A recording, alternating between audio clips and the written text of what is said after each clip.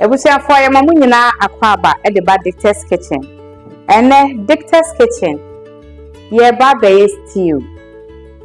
Ye ba be stew a otimi didi bibia. Ye ba be peanut butter stew. Enkate no enye nkwankwa netimi bo. Etimi de ye for so. Ema eye kama. Ye nche ho kra no. Kame ho na yemfa ye peanut butter stew yemfa enhyehyɛ so. Ye niam ye de ba be ye peanut butter stew no. Ye wo yakakedro e wo ha. Ye wo ye garlic e wo ha. Ye wo ye jene so e wo ha. Ena ye wo ye tomatoes. Tomatoes no me yi abane nyina asimu. Ena ye wo ye tomato paste so e wo ha. Ye wo ye natural spice ya blended ena ye wo ye seasoning so wo ha. Ye wo ye stock wo ha, ye meat no. Ye wo ni stock so wo ha.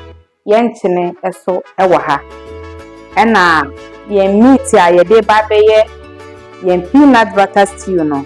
Eno so ye nantwinam. Ya no a kama. Ye nche ho kra no. Ye de ye jene eni akakedro eni ye meko. Ye de begu ye blender mu. Na ya akwa blended.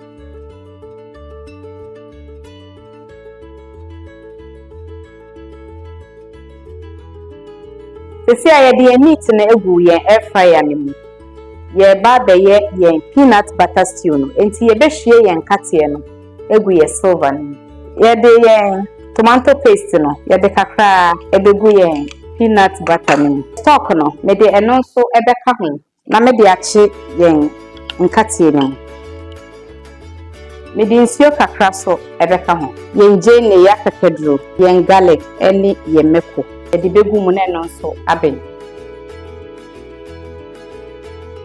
The natural spice no ye de eno so egum ye de tomatoes no ebegum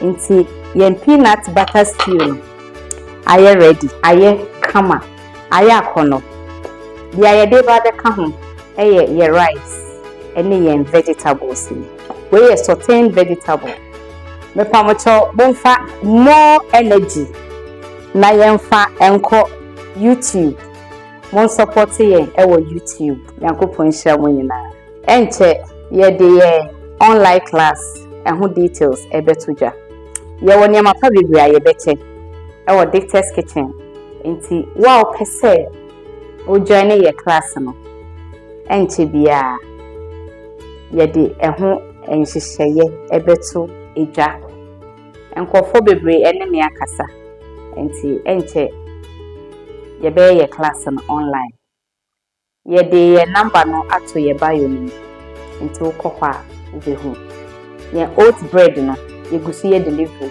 Dicta'S kitchen eduane pafie Dicta'S kitchen home of good food.